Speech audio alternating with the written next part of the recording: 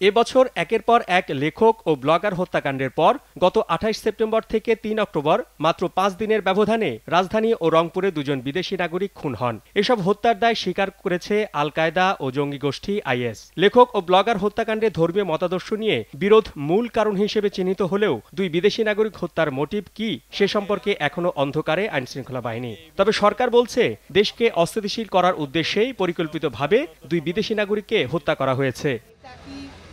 বিদেশি নাগরিক খুনের ঘটনা তদন্তে এখনো তেমন অগ্রগতি নেই উল্লেখ করে স্বরাষ্ট্রমন্ত্রী জানিয়েছেন, এ দুই হত্যাকাণ্ডে জামাত শিবির জড়িত নাকি যুদ্ধাপরাধীদের বিচার বাধাগ্রস্ত করা কিংবা ২০ দলীয় জোটের জ্বালাও পোড়াওয়ের কোনো যোগসূত্র আছে কিনা তাও খতিয়ে দেখা হচ্ছে। জামাতে ইসলাম হতে পারে, এটাই যে যুদ্ধাপরাধীদের বিচার হচ্ছে সেইটারও একটা প্রতিক্রিয়া হতে পারে। এটা আমাদের দেশকে একটা অস্থিতিশীল পরিস্থিতিতে নিয়ে যাওয়ার জন্য যে আপনারা অগ্নি সন্ত্রাস দেখেছেন সেটারও একটা নতুন ফর্মুলা এখানে হতে পারে। এদিকে পিডিবির সাবেক চেয়ারম্যান মোহাম্মদ খিজির খানের হত্যাকারীদের ধরতে গোয়েন্দারা অভিযান অব্যাহত রেখেছে বলে জানান মন্ত্রী। গোয়েন্দারা তদন্ত করছে, অবশ্যই আমরা এই সমস্ত কিলারদেরকে আমরা ধরব।